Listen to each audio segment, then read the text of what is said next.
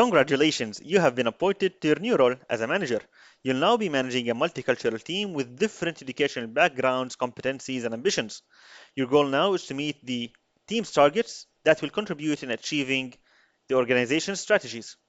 How should managers work in their day one? What are the organization's expectations on managers? How do managers take good decisions? And how do managers work in a VUCA environment? How do managers manage teams both virtually and physically? All of these questions and more will be covered in this video. I am Al-Hammouri and this is my Management Manifesto. Although we can find the seeds of many of today's management ideas throughout history, such as in early civilizations, agricultural era, in the supply chain of wars, management was not yet a field of study.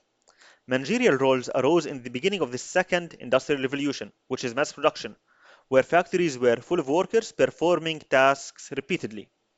Managers were needed to manage these workers and to coordinate between different functionalities to ensure meeting the set quantities and to meet the market's demands. Excluding the bossless companies, the reliance on management has been increasing ever since, and organizational structures does not exist without managerial roles. Defining management. Management is the art of getting work done through people with the satisfaction of employees, employers, and public. It may sound simple, but not anyone can be a manager and manage teams. Specific traits, characteristics, knowledge, and skills are required for a manager, including leadership, technical knowledge, critical thinking, emotional intelligence, cultural awareness, active listening, communication skills, and the list goes on. Furthermore, a manager needs to have a growth mindset. Having this growth mindset, it releases managers from the expectations of being perfect. Having this mindset, managers need to learn from ordinary places and common things, such as a waiter serving food in a restaurant with a smile on his face, or baby's persistence to walk. And after that, they need to synthesize this information and apply it in a particular situation at work. Since their day one, managers should keep themselves and the team aligned with the company's goals and core values. Managers should also understand the functions they will be performing. These functions include planning, organizing, coordinating, staffing, and leading.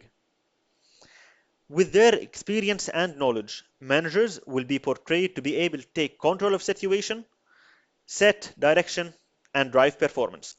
One incident I recall during my time at Postal Company, where this company provides last mile delivery service, when a newly appointed operations manager with a disruptive mindset embraced change. He addressed the issue of high overheads by raising the courier's delivery targets.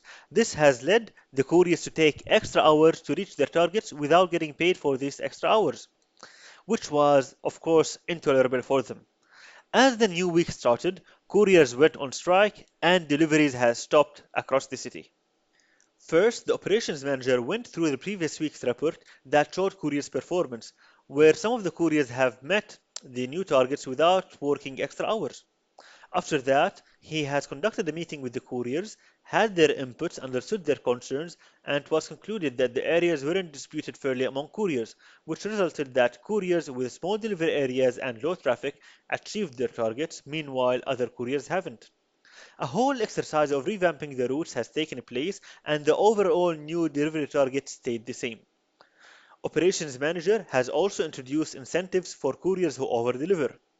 After 2 hours of the strike, couriers got back on roads with shipments filling their vans, motivated to over-deliver and get their incentives.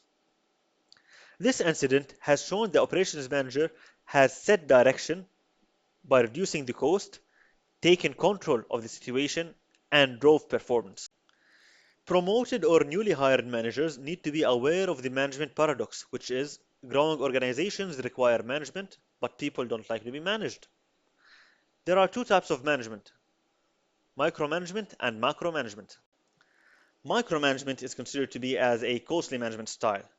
It starts when an employee doesn't perform as expected, or due to the manager's personality of having the need to take control. Micromanagement needs to be avoided once the employee demonstrates that work is getting done correctly, on time, and without being sloppy. When employees are micromanaged, their creativity and tendency to take initiatives is reduced.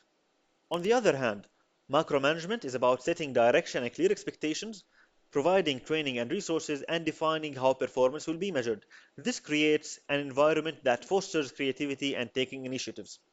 Summarizing these 2 points, giving orders costly as overruling harms productivity and motivation. Compliance doesn't mean commitment. If employees are not committed, most probably they won't take initiatives. A good manager needs to adopt a managerial style that brings commitment to the team. Management styles are currently switching from managing by direction into management by making and enforcing rules. Employees no longer need a boss to direct them on tasks and monitor their progress. Instead, managers should specify goals and overall principles they want employees to apply.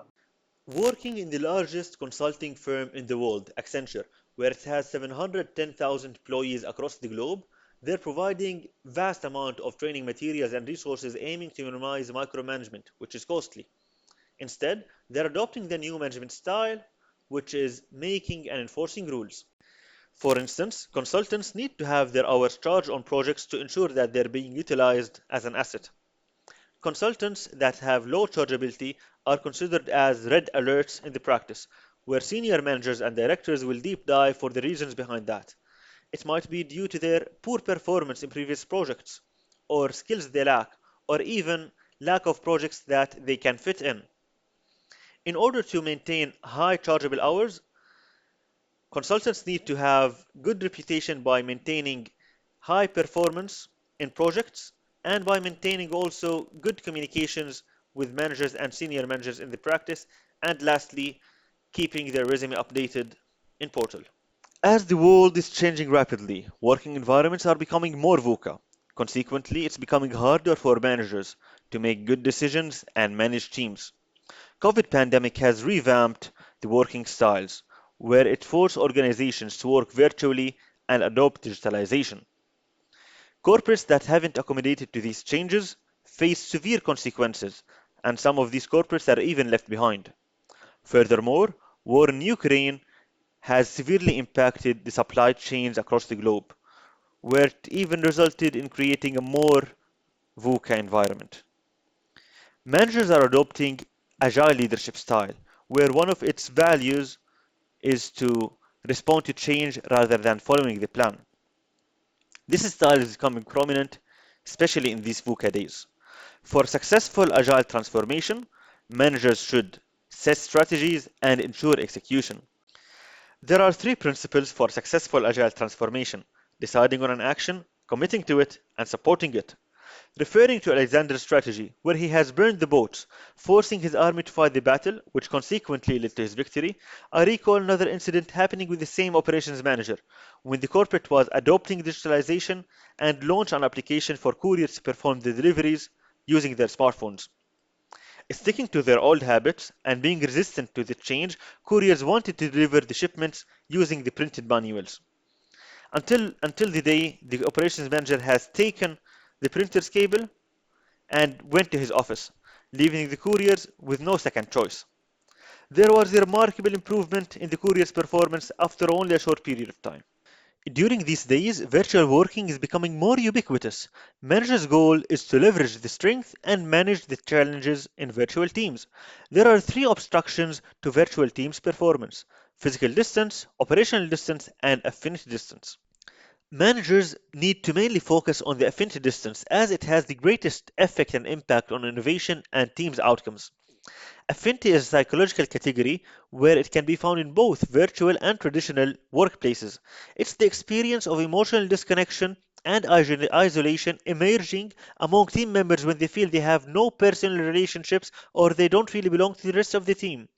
Managers need to develop psychological maturity by continuously engaging with the team, providing meaningful purpose of the activities, and setting a North Star for the team.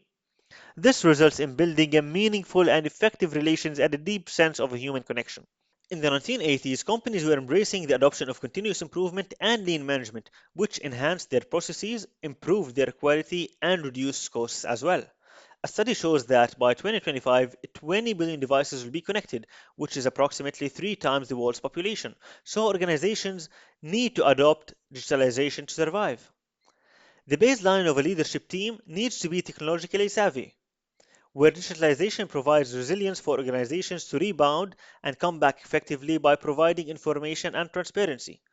Finally, managers need to treat their technological acumen as they treat their profits. Thank you.